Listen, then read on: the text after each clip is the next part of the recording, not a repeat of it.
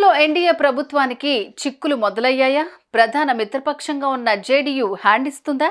Bihar CM Nitish కుమార్తో మోడీ ప్రభుత్వానికి ముప్పు పొంచి ఉందా? గత కొన్ని రోజులుగా జేడీయూ అధినేత వ్యవహరిస్తున్న తీరు వెనుక మర్మం ఏంటి?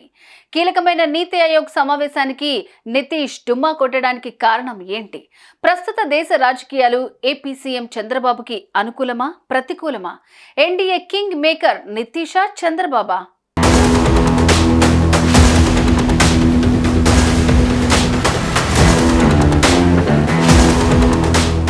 ఆంధ్రప్రదేశ్లో తిరుగులేని విజయాన్ని సొంతం చేసుకున్న టీడీపీ కూటమి కేంద్రంలో కూడా చక్రం తిప్పుతోంది. కేంద్రంలో ఎన్డీఏ అధికారంలో ఉంది అంటే దానికి ఏపీలో టీడీపీ, బీహార్లోని జేడీయూ పార్టీలే కీలకం.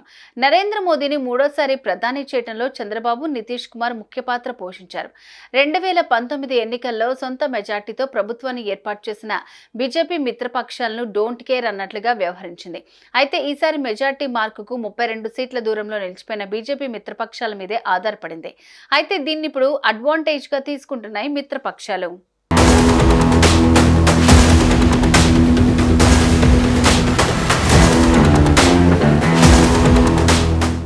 ఎన్డీఏ వ్యవహారంలో టీడీపీ అధినేత చంద్రబాబు వ్యూహాత్మకంగా అడుగులు వేస్తున్నారు.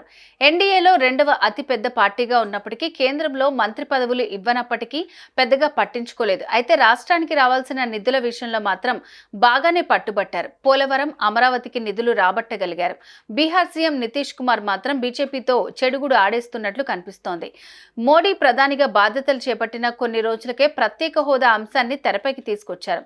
ఇది ఏపీ సీఎం చంద్రబాబుకు కూడా రాజకీయంగా ఇబ్బందిని కలిగించింది.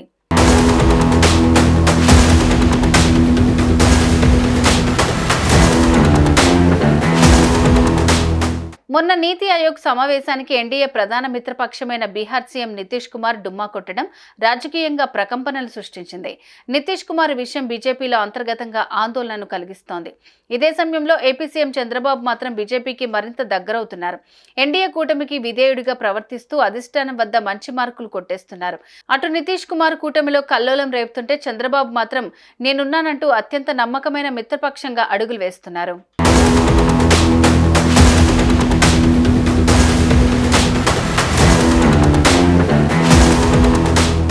జాతీయ మీడియా సైతం చంద్రబాబును ఆకాశానికి ఎత్తేస్తోంది. చంద్రబాబే కింగ్ మేకర్ అంటూ, మోడీ తర్వాత నంబర్ 2 అంటూ కథనాలు రాస్తోంది. 16 లోక్సభ స్థానాలతో ఎన్డీఏలో టీడీపీ అతిపెద్ద పార్టీగా ఉంది. 12 స్థానాలతో ఆ తర్వాత స్థానంలో జేడీయూ ఉంది.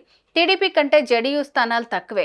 అయితే నీతి ఆయోగ్ సమావేశంలో ప్రధాని తర్వాత అటు జాతీయ మీడియాలో చంద్రబాబు బాగా ఫోకస్ అయ్యారు. ఆ సమావేశంలో ఆయన పలు కీలక సూచనలు చేశారు. చంద్రబాబు అప్పట్లో వాజ్పేయి ప్రధానమంత్రిగా ఉన్నప్పుడు సంకీర్ణ ప్రభుత్వంలో కీలక పాత్ర పోషించారు. 2019 ఎన్నికలకు ముందు బీజేపీకి దూరం అయ్యారు. గత అనుభవాల దృష్ట్యా మరోసారి బీజేపీతో స్నేహం చెడిపోకుండా ఉండేందుకు చంద్రబాబు తనను తాను తగ్గించుకుని ఉంటున్నారు.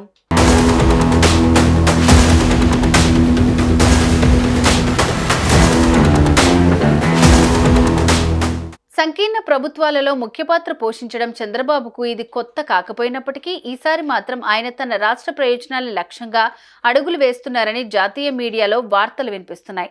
నరేంద్ర మోదీ తర్వాత ఎన్డీఏ ప్రభుత్వంలో నంబర్ 2 స్థానంలో చంద్రబాబు కొనసాగుతున్నారని పలువురు విశ్లేషకులు వ్యాఖ్యానిస్తున్నారు. చంద్రబాబు ఢిల్లీలో గత కొంతకాలంగా చురుగ్గా కనిపిస్తున్నారు. దేశ రాజకీయాల్లోనూ తన మార్కు ప్రదర్శించేందుకు తహతహలాడుతున్నారు. ఇటీవల బడ్జెట్లో తన రాష్ట్రానికి ఎక్కువ కేటాయింపులు జరిపించుకున్నారు. అంతేకాదు నరేంద్ర మోదీతో మరింత సన్నిహితమయ్యారు. నీతి ఆయోగ్ సమావేశంలో వాళ్ళిద్దరినీ చూస్తే అదే అనిపించింది. దీని ప్రకారం ప్రస్తుత కేంద్ర ప్రభుత్వంలో చంద్రబాబు నంబర్ 2 అనడంలో ఎటువంటి సందేహం లేదని ప్రముఖ జాతీయ వార్తా విశ్లేషకులు చెప్తున్నారు.